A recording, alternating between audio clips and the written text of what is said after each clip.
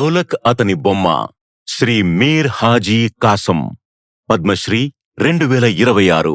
నాకు మాట్లాడడం చేత కాదు, మేనేజ్ చేయడం తెలీదు, కానీ నా ఢోలక్ మాత్రం మాట్లాడుతుంది. అర్థమైందా? విషయం అందరికీ తెలుసు, అందుకే జనం నన్ను హాజీ రమక్డో సాహిబ్ అని పిలుస్తారు. గుజరాత్లోని జునాగఢ్ నివాసి హాజీ కాసం చాలా చిన్న వయసులోనే తన తల్లిని కోల్పోయారు. మ్యూజికల్ మీర్ కమిటీకి చెందిన అతని తండ్రి వివిధ కార్యక్రమాలలో డోలక్ వాయిస్తూ కుటుంబాన్ని పోషించేవారు. చిన్న హాజీ కాసం త్వరలోనే తన తండ్రిని అనుకరిస్తూ డోలక్ వాయించడం మొదలుపెట్టాడు. ఆయనంత బాగా వాయించాలనే తపనతో నిరంతరం వాయించేవాడు.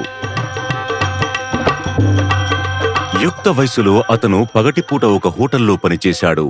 అతను తన తండ్రితో కలిసి భజనలు మరియు ఇతర సంగీత రూపాలను వాయించేవాడు.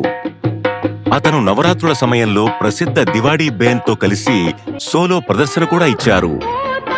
ప్రఖ్యాత జానపద గాయకుడు ప్రాణ్లాల్ వ్యాస్తో జరిగిన ఒక సంగీత కచేరీలో తన తండ్రికి బదులుగా అతను ప్రదర్శన ఇవ్వడంతో అతని జీవితంలో ఒక మలుపు వచ్చింది.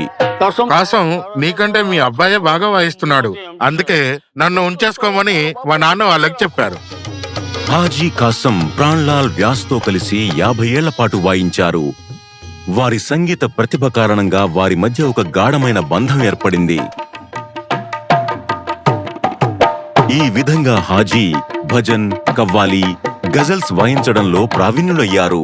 ఒక ప్రత్యేక శైలిని సృష్టించి డోలక్ను ప్రధాన సోలో వాయిద్యంగా మార్చాడు.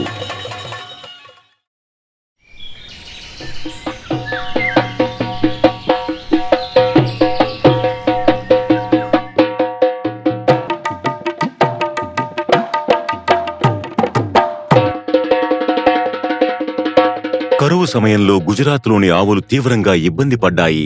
వాటికి మేతగా వేయడానికి పచ్చగడ్డి, ఎండుగడ్డి ఏమీ లేదు.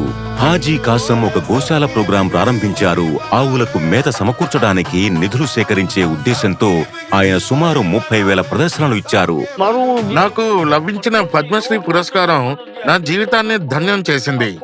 నాకు లభించిన ఈ గౌరవానికి నేను ప్రతి ఒక్కరికి, అంటే యావత్ దేశానికి శిరస్సు వంచి నమస్కరిస్తున్నాను.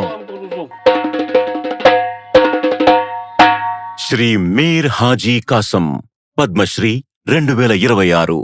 శతకోటి వందనాలు.